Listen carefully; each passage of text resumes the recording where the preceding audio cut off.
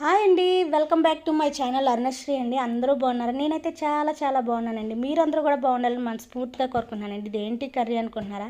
Capsicum potato masala curry అయితే వండానండి. నేను చపాతీలోకి అయితే తయారు చేస్తున్నాను ఈ కూర ఎలా వండానో మీతో షేర్ చేసుకోవాలనుకుంటున్నాను.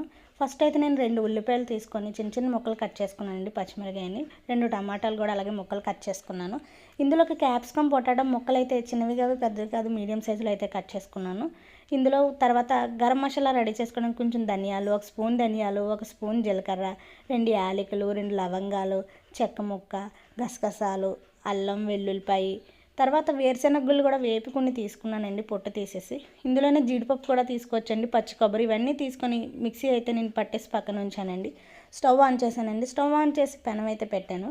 అందులో అయితే 3 టేబుల్ స్పూన్ ఆయిల్ వేసుకున్నాను. తర్వాత ఉల్లిపాయలు అయితే చిన్న ముక్కలు కట్ చేసుకున్నాను కదండి. ఆ ఉల్లిపాయలు అయితే ఇందులో వేసుకొని 50% ఏగిపోయేంత వరకు వేపుకోవాలండి. ఎర్రగా వచ్చేంత వరకు కాదండి, 50% వేపుకోవాలి. తర్వాత ఇందులో మనం కట్ చేసుకుని పెట్టుకున్న క్యాప్సికమ్ పొటాటో ముక్కలు అయితే వేసేసుకున్నానండి.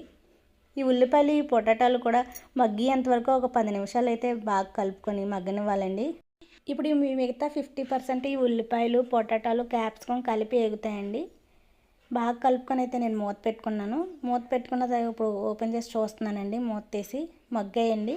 ఇప్పుడు ఇందులో ఆల్రెడీ బాగా కలుపుకొని మనం కట్ చేసుకుని పెట్టుకున్న టమాటా ముక్కలు కూడా ఇప్పుడు ఇందులో వేసేసుకోవచ్చండి.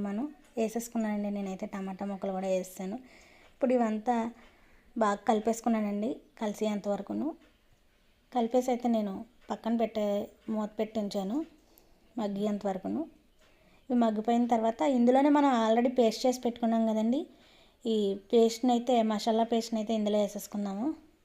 వేసుకొని ఈ మసాలా పేస్ట్ ఈ ముక్కలన్నిటికి బాగా పట్టేంత వరకు కలుపుకోవాలండి. నేనైతే బాగా మిక్స్ చేసుకున్నాను. ఈ పెనం ఏమో నేను చిన్నది తీసుకున్నానండి, కానీ ఇందులో ముక్కలు ఎక్కువైపోయాయి. బాగా కలిపేసుకున్న తర్వాత ఇప్పుడు మనం ఇందులో టేస్ట్కి సరిపడగా కారం, నేనైతే ఒక 3 టేబుల్ స్పూన్లు కారం వేసుకున్నానండి. సాల్ట్ వేసుకొని బాగా మిక్స్ చేసుకున్నానండి. ఇప్పుడు మనకు గ్రేవీ ఎంత కావాలో అంతగా ఇందులో అయితే మనం వాటర్ వేసుకుందామండి.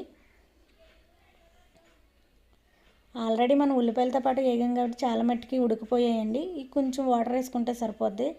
ఇది చపాతీలోకే కాబట్టి కర్రీ తక్కువ వాటర్ వేసుకుంటే సరిపోద్దండి. బాగా పలచగా ఉండకుండా ఉండాలి కదండి, మరీ దగ్గరికి కాదు పలచగా కాకుండా ఉండాలి కాబట్టి గ్రేవీ. నేనైతే కొంచెమే వాటర్ వేసుకున్నానండి. మూత పెట్టేసుకున్నాను. ఇప్పుడు దగ్గరికి అయితే అయిపోయిందండి. దీన్నైతే నేను ఈ క్వాంటిటీ చాలండి నాకు చపాతీలలోకి కాబట్టి. రైస్లోకి కూడా ఇది బాగానే ఉంటుందండి. నేనైతే స్టవ్ ఆఫ్ చేసుకుని ఇప్పుడైతే సర్వింగ్ బౌల్లోకి అయితే తీసేసుకున్నానండి. చూడండి ఎంత కలర్ఫుల్గా వచ్చిందో. స్మెల్ కూడా చాలా బాగా వస్తుందండి. లాస్ట్ని దించి ముందైతే కొంచెం మసాలా పౌడర్ అయితే వేసానండి. ఇదండి నేను చేసుకున్న క్యాప్సికమ్ పొటాటో మసాలా కర్రీ అయితే. మీ అందరికి కూడా బాగా నచ్చుతుంది. మీరు ఎలా చేసుకుంటున్నారో నాకు కామెంట్ చేసి చెప్పండి ఫ్రెండ్స్. బాయ్.